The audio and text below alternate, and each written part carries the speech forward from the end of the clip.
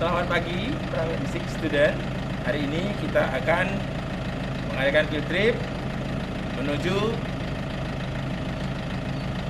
Pantai Senipah dan Rahmat Zoo.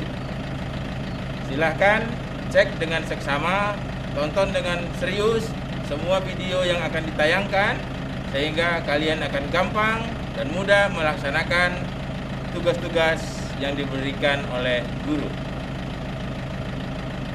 Oke, jangan lupa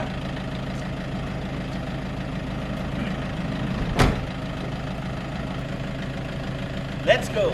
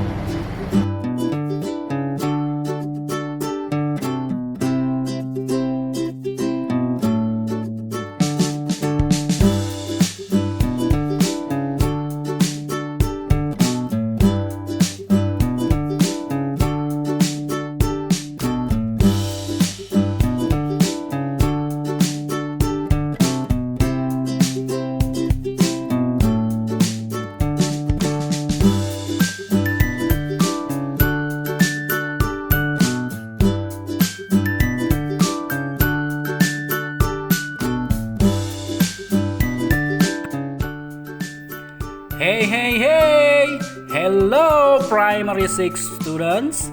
Hari ini kita akan melakukan virtual field trip. Virtual field trip lagi? Mau bagaimana lagi?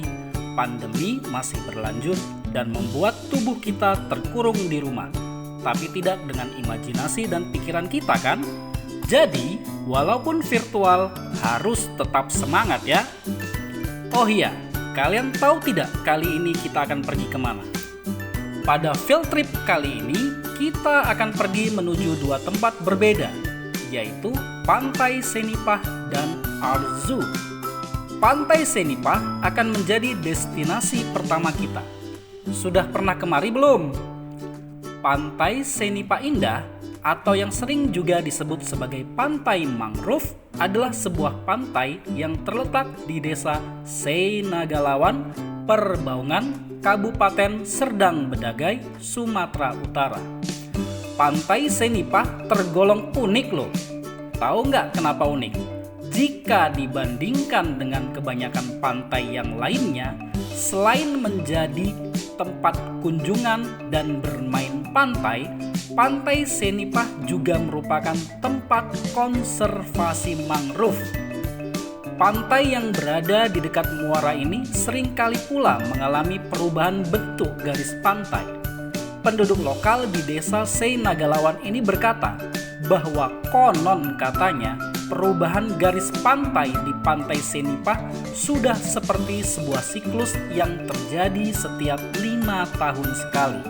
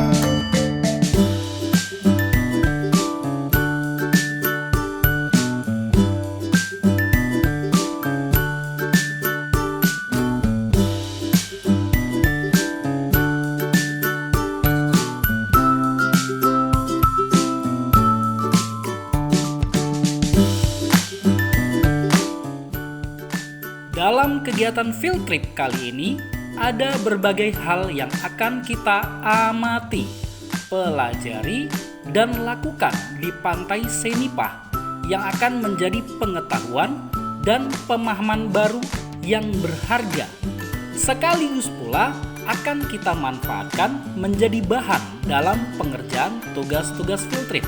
Ada tugas loh, seperti pengamatan terhadap aneka hewan dan tumbuhan. Kita juga nanti akan melakukan pengukuran berbagai objek, pengidentifikasian kewajiban dan hak, hingga pengumpulan materi untuk keperluan pembuatan poster dan karya tulis berbahasa Inggris. Seseru apakah kegiatan field trip kita kali ini? Saksikan terus dan jangan kemana-mana. Dan satu lagi, jangan lupa siapkan alat tulis dan lembar kerja ya.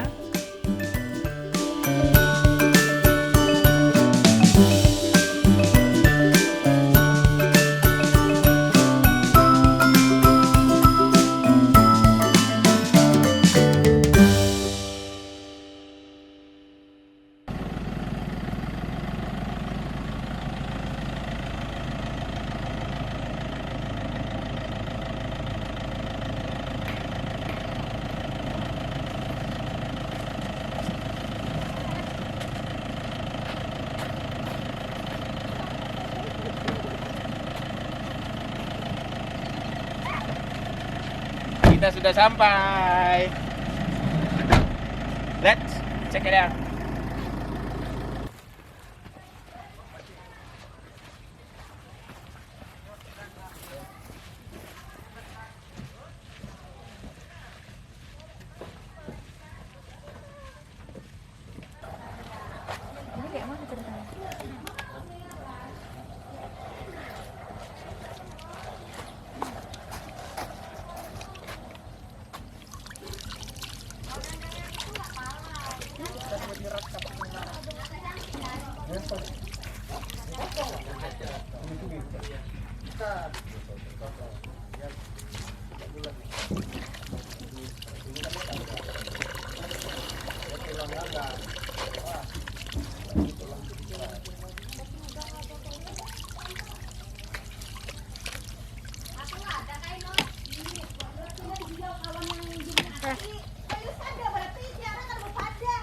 Hi everyone, we have arrived at Mangrove Senibah Beach.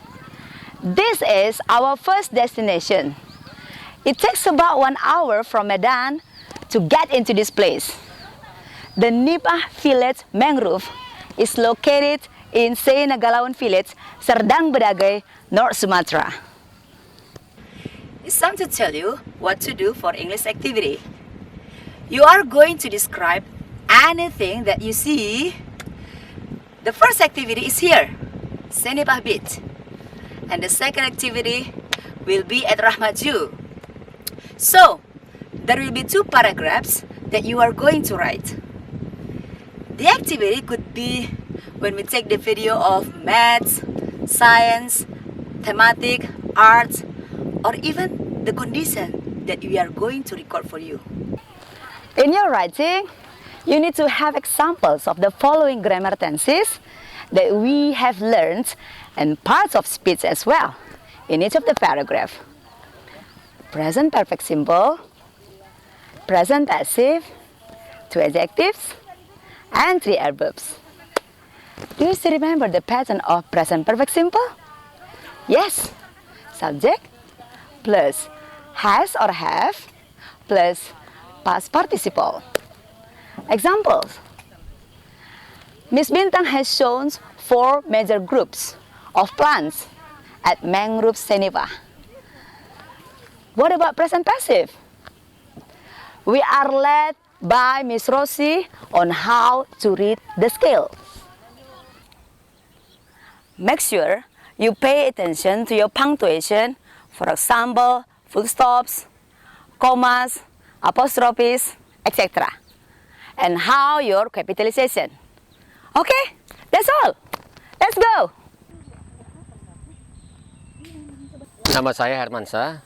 Saya asli berdomisili memang di sini. Kemudian pekerjaan saya dan sehari-hari saya juga sebagai nelayan. Di samping itu juga kita beraktivitas di sini mengelola wisata. Salah satu wisatanya namanya wisata edukasi Pantai Mangrove. Yang di sini memang kita lebih terfokus memang untuk edukasi, walaupun memang pada awalnya sih kita sudah mengangan-angankan ini untuk dijadikan ikon wisata memang terbuka untuk umum juga. Nah, kemudian ada namanya beberapa tempat yang memang sebenarnya termasuk salah satu jangkauan kita juga seperti di ujung sana itu memang berbatasan dengan romantis. Itu termasuk hutan yang memang kawasannya juga lumayan luas. Namun karena memang kemarin juga ada beberapa konflik yang kita alami soal perbatasan, sehingga itu memang pada akhirnya kita membuat kesepakatan antara kedua belah pihak. Alhamdulillah memang sudah selesai sampai saat sekarang. Nah, memang yang namanya wisata ini tidak seperti apa yang kita pikir, apa yang kita bayangkan. Tentu saja banyak kendala-kendala yang kita hadapi, seperti tentunya ada beberapa masyarakat juga yang bisa dikatakan ada yang memang secara secara ini juga mereka mendukung, dan ada juga beberapa masyarakat lokal yang memang tidak pro dengan kita. Nah, makanya memang di samping itu juga kita membangun komunitas tempat di wisata mangrove Kampung Nipa ini memang kekuatan kita adalah kebersamaan. Itu salah satu utamanya. Kita membangun wisata tempat ini, kemudian kita ada beranggotakan kurang lebih sekitar 48 orang yang pakai wadah koperasi, dan manajemen juga seperti yang kita kelola saat sekarang ini pakai manajemen koperasi. Nah, tujuan dan harapan kita membangun wisata ini yang pastinya juga bagaimana kita bisa membangkitkan taraf perekonomian kawan-kawan yang ada di tempat kita ini. Nah, salah satunya kita membangun ada beberapa tempat di sini. Salah satu contoh, kita bangun sebuah penginapan homestay, kemudian ada beberapa tempat untuk tamu-tamu yang ada kita siapkan di ujung. Kalau memang dia bisa nyantai sambil menikmati kopi shop juga ada. Kemudian di samping edukasi juga kita menerima namanya pakai kelas mangrove untuk anak-anak sekolah. Nah, ini memang menjadi salah satu harapan kita bagaimana nanti ke depan setelah habis masa pandemi. Memang awalnya dulu kita melakukan edukasi kepada anak-anak sekolah, baik anak TK, SD, SMP, sehingga sampai taraf sekolah menengah atas. Nah, di sini juga kita menyiapkan ada beberapa guide, ya pemandu yang memang sudah kita siapkan untuk membawa para anak sekolah untuk memberikan salah satu beberapa jenis-jenis mangrove, kemudian apa fungsi dan manfaat mangrove tersebut. Nah, di sini kita jelaskan bahwa yang namanya hutan mangrove juga memang mempunyai salah satu fungsi yang manfaat yang sangat besar untuk ke lingkungan. Salah satunya adalah juga di samping itu juga dapat menahan abrasi. Nah, kemudian selain abrasi juga penataan tempat ini bisa dikatakan memang untuk saat ini juga bisa kita bilang belum cukup efektif ya dari segi penataan tempat. Namun ke depan memang harapan kita untuk penataan di edukasi dengan skrup dengan wisatanya memang kita akan melakukan lebih baik lagi. Nah, soal edukasi yang saya katakan tadi, untuk anak-anak sekolah di samping memberikan penjelasan tentang jenis-jenis, kita juga menyiapkan tempat untuk melakukan edukasi penanaman. Jadi yang namanya penanaman itu ada namanya jenis-jenis mangrove. Kalau untuk di wilayah kita ini paling sekitar 16 jenis pohon mangrove yang memang akan kita tanam. Nah, ini akan kita siapkan untuk anak-anak sekolah sehingga mereka bisa beredukasi bagaimana melakukan proses penanaman pohon mangrove, kemudian perawatannya seperti apa, pola jarak tanamnya gimana. Nah, inilah yang menjadi salah satu memberikan pengetahuan kepada anak-anak tersebut, sehingga mereka juga bisa di samping juga bisa berwisata, juga mereka bisa beredukasi.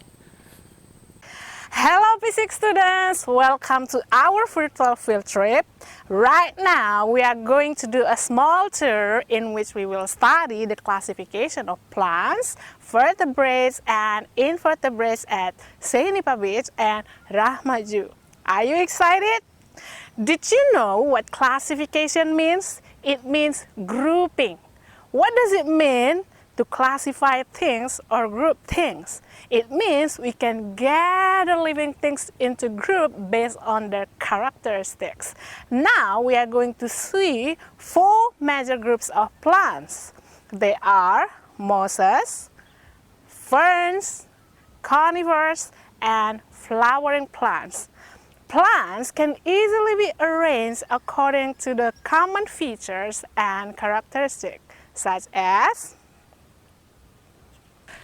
if you see plants with the following characteristic, plants that are very small, do not produce flowers, produce spores for reproductions, have thin leaves that dry out easily, live in a damp and shady place, these can all be classified as mosses.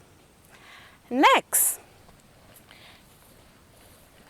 if you see plants with the following characteristic or features, plants that are much bigger than mosses, do not produce flowers, reproduce using spores, have spores growing on the back of the fronds, grow in a shady place, these can all be classified as ferns.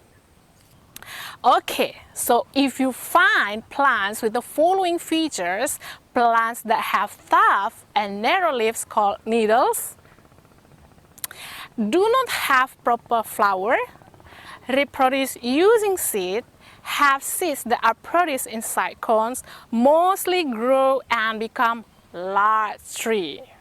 What are they? Yes, they are classified as conifers. And the last group is the most common plants that you can find anywhere. Plants that reproduce using seeds, plants that have seeds that are producing inside flowers, like this, flowers.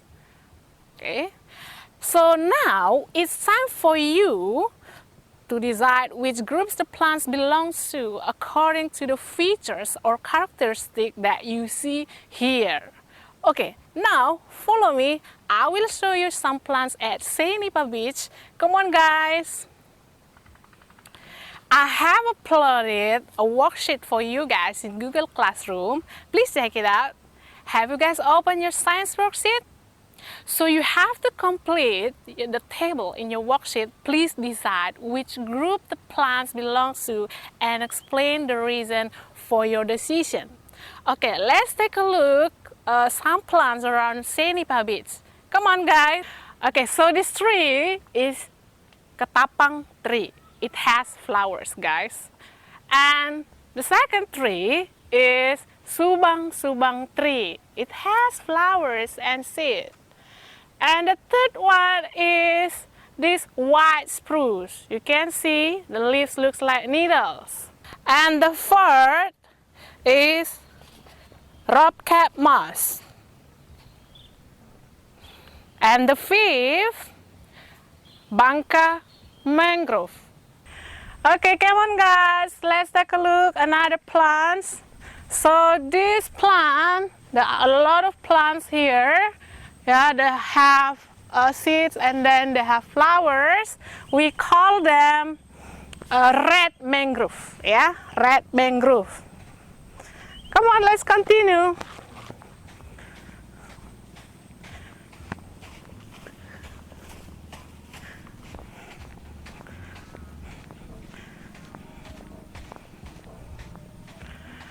Oh, we have also coconut tree.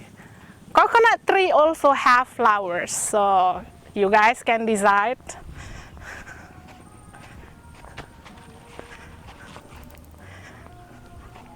And then we have bougainville flower.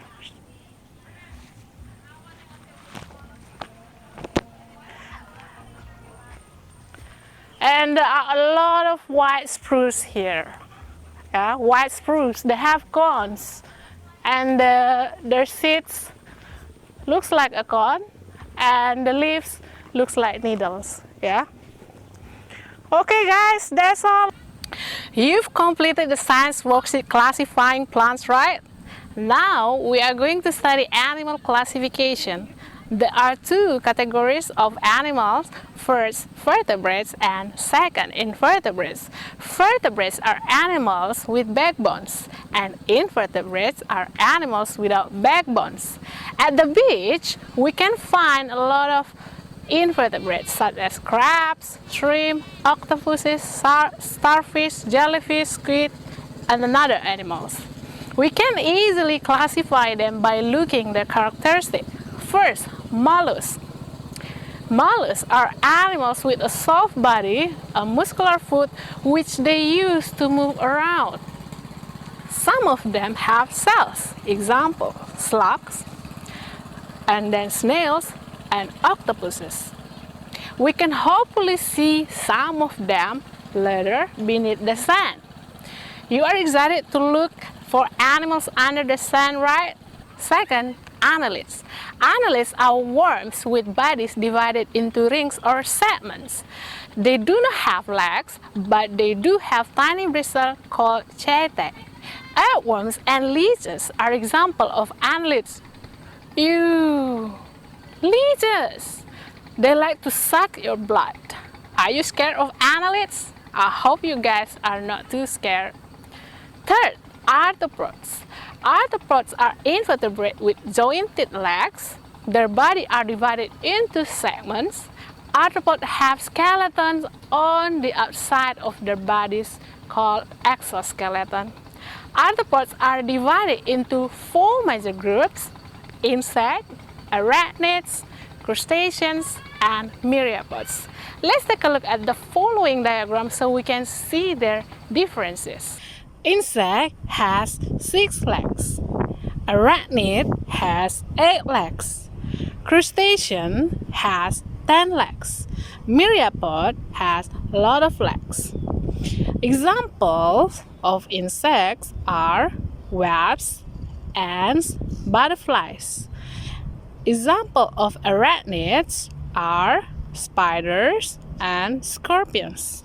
Examples of crustaceans are crabs and prawns. Examples of myriapods are millipede and centipede. Okay, now please look at the worksheet and get ready to record invertebrates and show the reason why you classify them into groups you have chosen. Okay, now follow me. I will show you some animals at Senipa Beach. Come on, guys. There are a lot of crabs. What group is crab? Please type in the comment box what they are classified as. Wait, there is mudskipper there. What group is mudskipper? It has backbone, so they are classified as vertebrates. They are not invertebrates, guys. For your information, mudskippers are amphibious fish. There are sea snails there, guys. What group is sea snail? Please type in the comment box what they are classified as.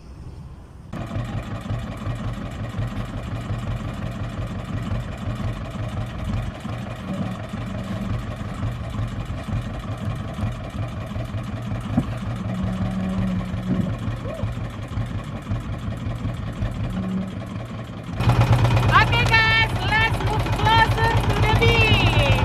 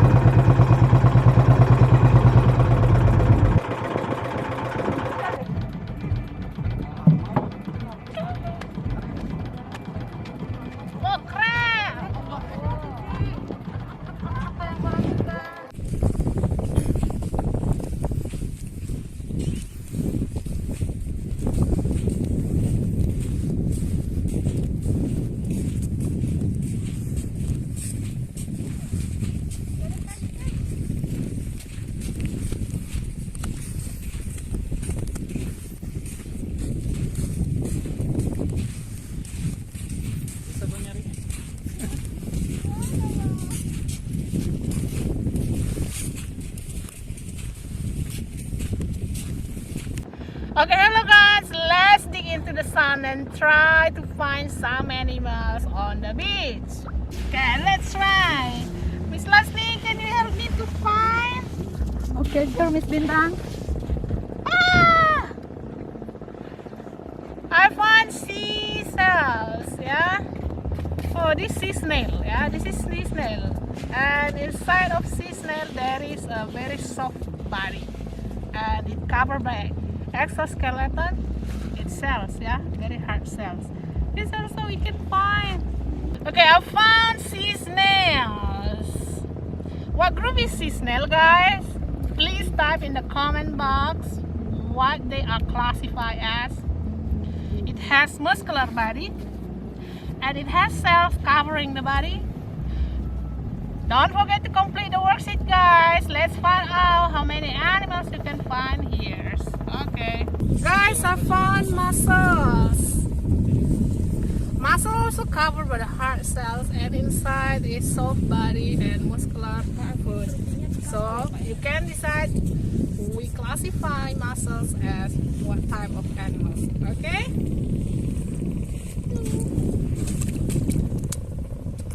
Okay guys, so we find another animal. This is a crab. You see how many legs? 1, 2, 3, 4 pairs. So 4 pairs is, oh, is it 4? Oh, 5. 1, 2, 3, 4, 5. And then I think there are a lot of sea snail here. This sea snail. You see? Sea snail. It has hard cells and inside soft body and muscular feet. Yeah, they don't walk. Hey, move! Ew. So this is another crabs, guys. Let's count how many legs. Yeah, 1, 2, 3, 4, 5. 1, 2, 3, 4, 5. So classify. This crab is classified into, yes, crustacean. Okay. Thank you. There are also shrimps here. Shrimp has 10 legs. There are some squids. And you can also find bees on the beach. Bee has 6 legs. Okay? Halo guys. Tugas dari Art adalah membuat poster. Apa itu poster? Poster adalah media publikasi yang terdiri dari huruf atau gambar atau gabungan keduanya dengan tujuan untuk memberi informasi kepada halayak ramai. Nah, kalian silahkan membuat poster tentang Taman Mangrove Sainipah ini agar bisa kalian sampaikan informasi tentang Taman Mangrove ini kepada halayak ramai, kepada banyak orang. Cermati videonya, kalian ambil poin-poin pentingnya, seperti apa nama tempat wisata ini, kemudian fasilitas apa yang ada di dalamnya, apa yang menarik, highlightnya apa. Misalnya ada diskon keluarga, harga tiketnya bisa 80%.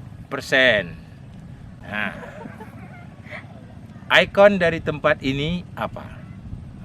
Taman Mangrove ini adalah taman pantai edukasi yang memberi kita edukasi tentang mangrove dan habitat pantai yang ada di sekitarnya. Oke, sekali lagi cermati semua video yang kalian ikuti, tulis poin-poin pentingnya sebagai rujukan poster. Nanti kita kerjakan posternya di ruang art. Oke, thank you guys, bye bye. Kita akan menanam mangrove supaya mangrove di tempat ini bertambah banyak dan pantai ini dapat terlindungi dari abrasi. Yuk, kita menanamnya. Yuk. Ya. Ayo.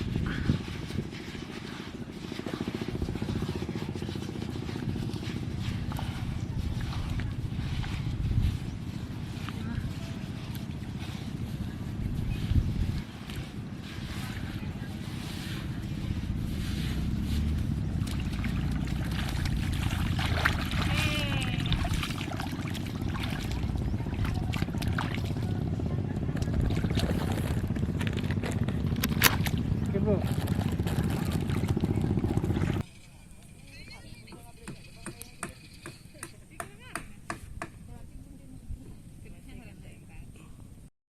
Di pantai Senipah ini, kita bisa melihat keberadaan hutan mangrove.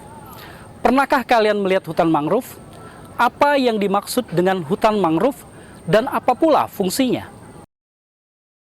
Hutan mangrove sering disebut sebagai hutan payau atau populer dengan sebutan hutan bakau. Hutan mangrove tumbuh di sepanjang pesisir pantai dan juga muara sungai. Seperti ekosistem hutan lainnya, hutan mangrove juga berfungsi sebagai penyerap karbon dioksida yang merupakan zat emisi. Hutan mangrove memiliki berbagai fungsi dan manfaat yang sangat penting bagi kehidupan manusia. Di antaranya menjaga kondisi air tanah agar tidak tercampur dengan air laut, habitat perikanan, sumber bahan obat-obatan, objek wisata, dan lain-lain. Salah satu fungsi penting hutan mangrove yang tidak boleh dilewatkan adalah sebagai penahan gelombang air laut yang bisa menyebabkan abrasi atau pengikisan pantai. Selain memanfaatkan hutan mangrove, terdapat cara lain dalam menahan abrasi gelombang laut. Cara ini bisa dianggap lebih modern daripada hutan mangrove, yaitu dengan membuat konstruksi breakwater. Konstruksi breakwater ada banyak jenisnya. Ada yang dibuat dengan menancapkan balok-balok kayu di sepanjang pantai, ada yang dibuat dengan tumpukan batu-batu, ada yang dibangun dengan konstruksi beton, dan lain-lain. Pada intinya, fungsi breakwater sama dengan hutan mangrove dalam hal mengatasi abrasi.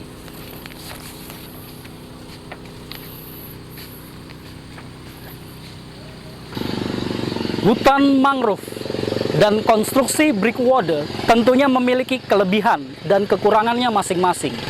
Menurutmu, apa saja kelebihan dan kekurangan hutan mangrove dan konstruksi breakwater? Pasir putih yang membentang di bawah langit yang biru, angin yang menyejukkan, dan jajaran hutan mangrove dengan beragam manfaat adalah karunia Tuhan yang harus kita syukuri sebagai hak yang bisa kita dapatkan dari alam. Selain hak, tentunya kita juga memiliki beragam kewajiban terhadap alam, terkhusus pantai dan laut yang saat ini kita kunjungi. Apa sajakah kewajiban kita terhadap pantai dan laut? Apa yang harus kita lakukan jika saat berada di sini kita menghasilkan sampah, misalnya sampah bungkus jajanan? Bagaimana dengan hutan mangrove? Bolehkah kita menebanginya ataukah kita seharusnya menanaminya sehingga jumlahnya bertambah? Bagaimana dengan ikan-ikan yang ada di laut? Bisakah kita menangkapinya dengan menggunakan bahan peledak atau pukat harimau? Setiap kewajiban yang kita lakukan akan memberikan dampak bagi manusia dan lingkungan. Keindahan dan kebersihan pantai, serta kelestarian dan kelangsungan hutan mangrove, dan ikan-ikan yang menjadi sumber penghidupan bagi nelayan dipengaruhi oleh kewajiban-kewajiban yang kita lakukan tersebut. Okay guys, here in Senipah Beach, we are going to show you how mathematics is very useful to us in our everyday life. In real life, people are often measuring and weighing things. In many jobs, it is vital that measurements are done accurately. As we have learned about measurements, length, mass, and capacity, we are going to apply these topics here today. We sometimes do not appreciate the importance of measurements in our daily lives.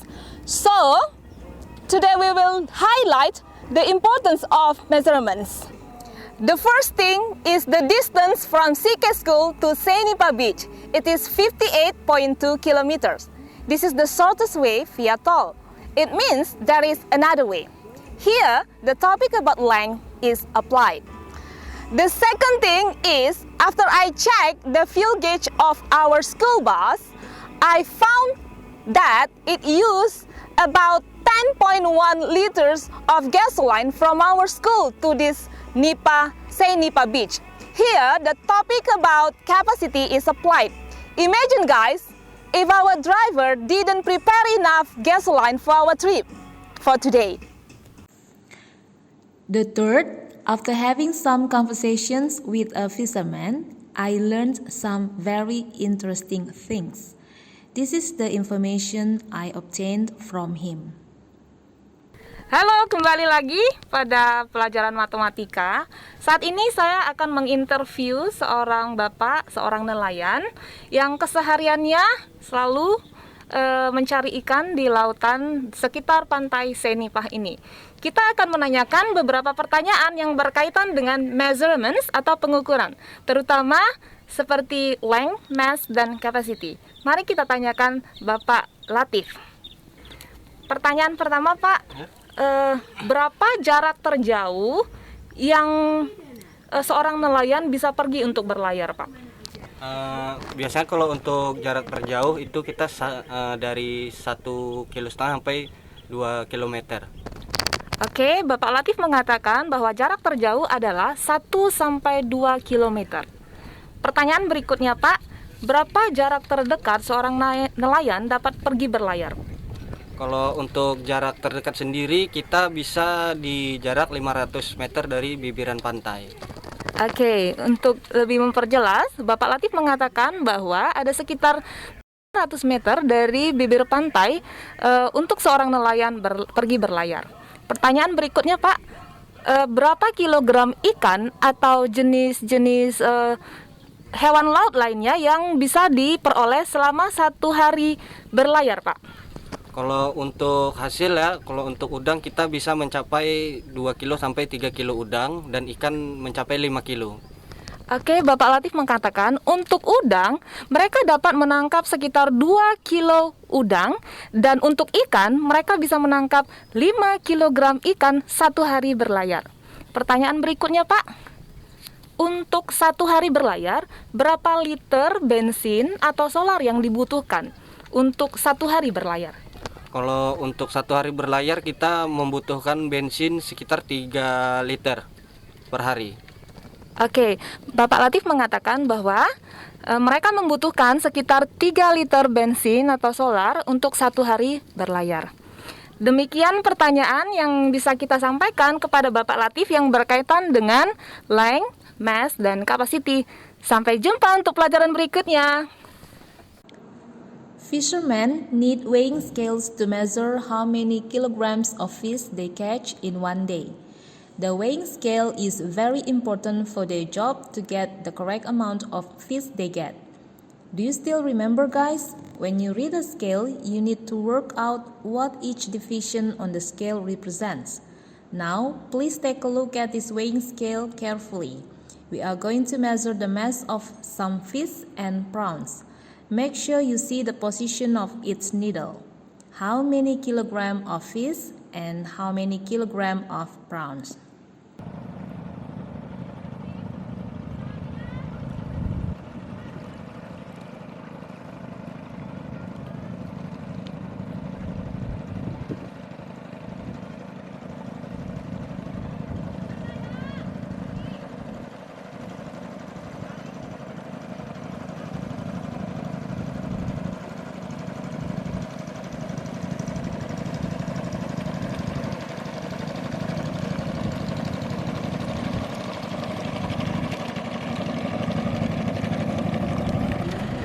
Oke guys, kita sudah selesai dari pantai mangrove Senipah.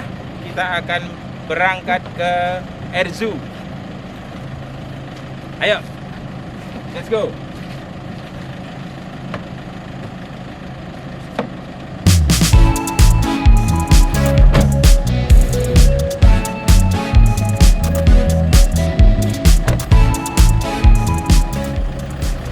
Primary 6 students, sekarang kita lanjutkan perjalanan kita ke destinasi yang kedua, yaitu Art Zoo.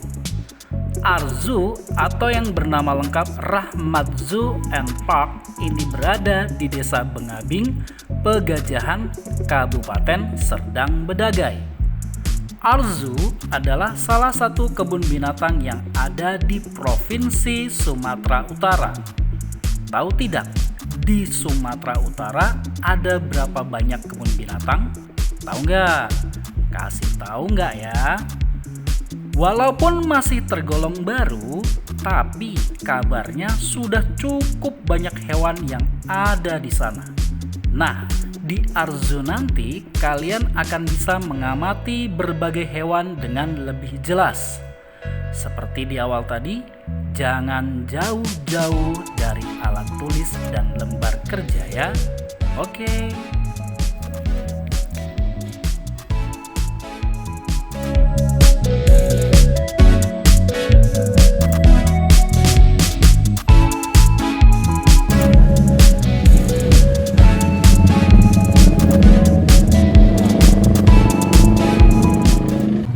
Saat ini kita sudah berada di Rahmat Zoo.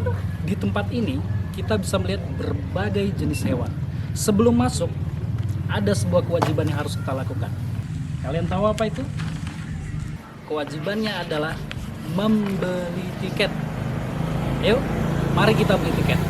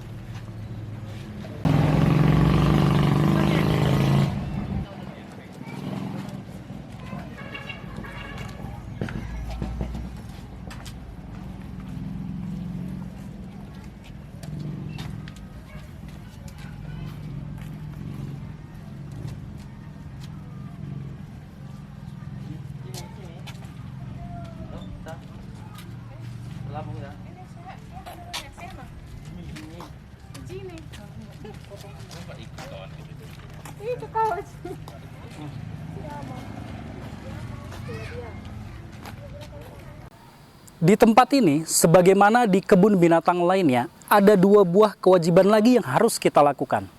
Yang pertama, buanglah sampah pada tempatnya.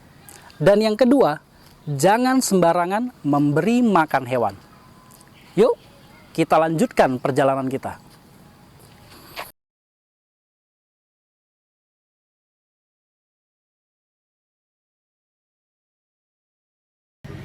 Hi students! We are now at the second destination. It's Rahmat Zoo.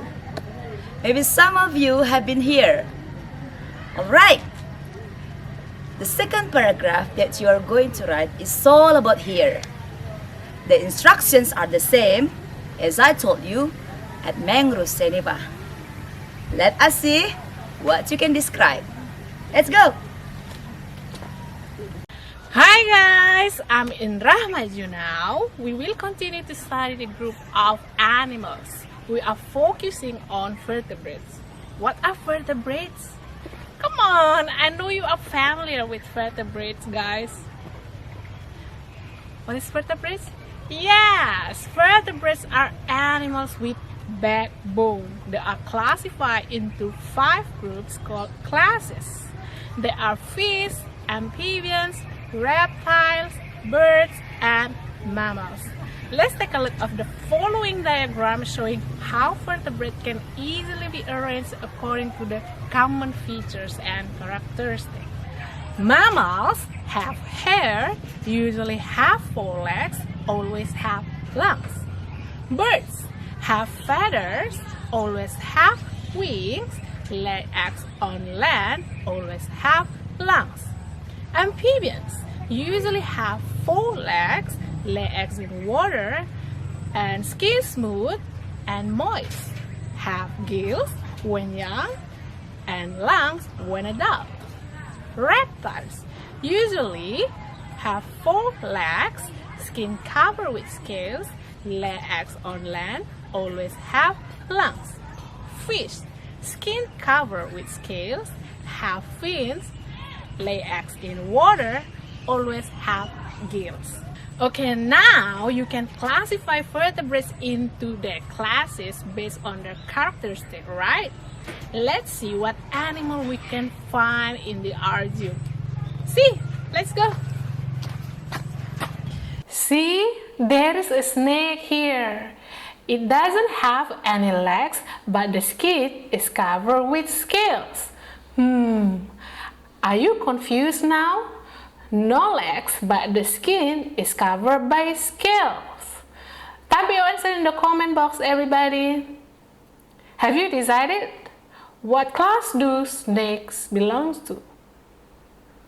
Yeah, you are right. Snakes are classified as reptiles because the skin is covered with scales, legs on land, and they have lungs.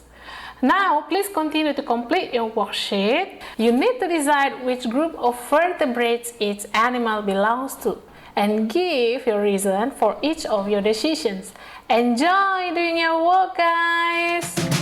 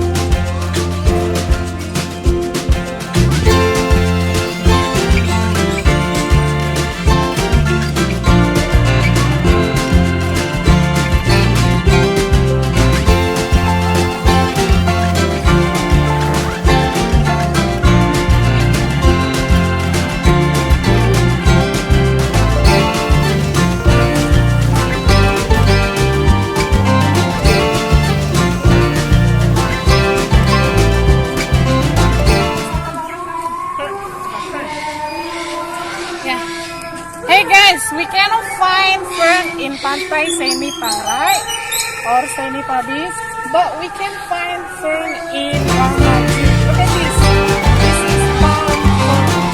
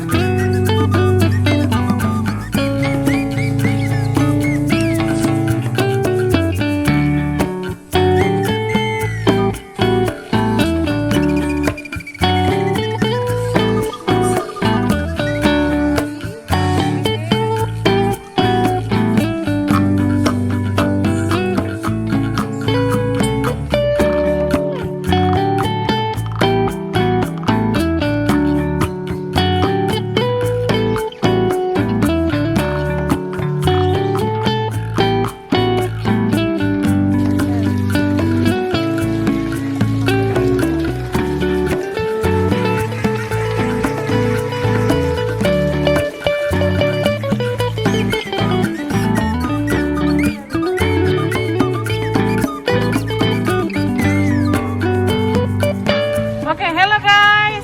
So in Saini Baju you cannot find ferns, right? But in Arju you can see there is bird nest fern. Okay, you can see here brown colors are spores.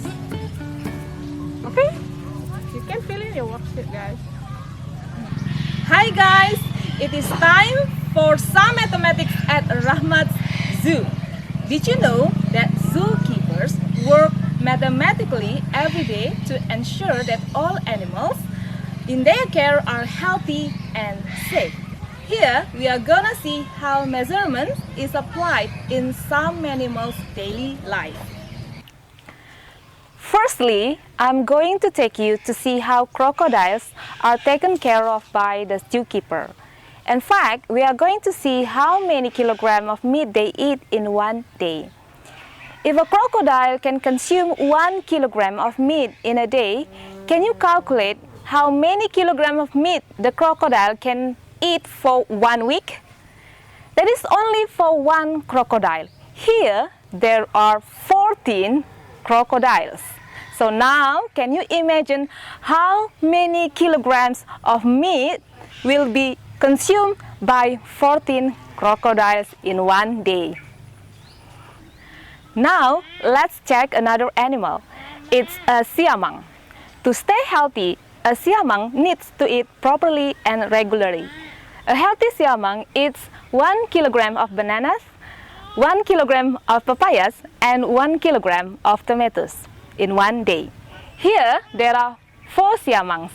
Can you calculate how many kilograms of bananas, papayas, and tomatoes will be consumed by 4 siamangs for one day? Let's solve the problem, guys, and don't forget to write down your answer in your math field trip worksheet. Bye-bye! Oke guys, ke pantai kita sudah, ke kebun binatang kita sudah. Sekarang kita pulang. Let's go. Jangan lupa tugas kalian ya. Ayo. Bye bye. Bye. Bye bye.